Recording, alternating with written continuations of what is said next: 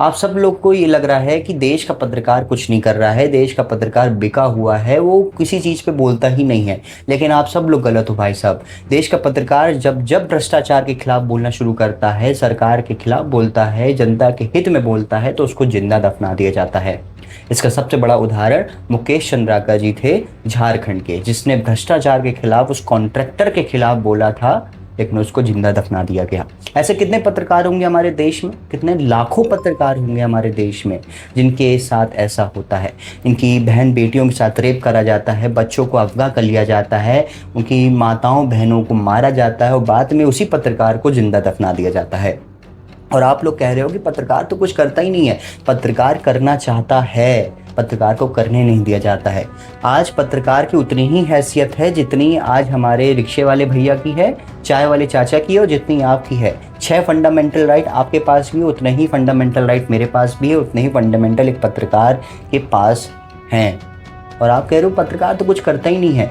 देश की मीडिया के ऊपर सबसे बड़ा दबाव है नेताओं का। ये नेता जानते हैं कि पत्रकार जो दिखाएगा जनता उसको सच मान लेगी, इसीलिए पत्रकारों के ऊपर दबाव बनाया जाता है कि तुम ये नहीं मेलोडी दिखाओ, तुम ये नहीं झालमुरी दिखाओ। इसलिए ही आप लोग ये सोच रहे हो कि नीट के ऊपर तो बोला ही नहीं। आप क्या सोच रहे हो कि ऊपर बैठा पत्रकार के ऊपर कोई दबाव नहीं है?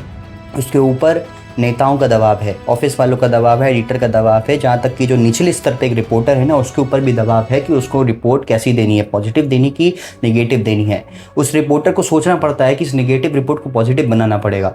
आप क्या सोच रहे हो साहब कि पत्रकार कुछ कर नहीं रहा है? पत्रकार बहुत कुछ करना चाहता है। इतना फोकट का टाइम बर्बाद करने से अच्छा है कि आप अपने लोकल लेवल के जो पत्रकार है उसको सपोर्ट करो, उसको हेल्प करो। वो आपके लिए आवाज़ उठाएगा, आप उसके लिए सपोर्ट करो, क्योंकि जनता की जब आवाज़ वो उठाएगा तो सरकार उसको दबाने की 101% कोशिश करेगी।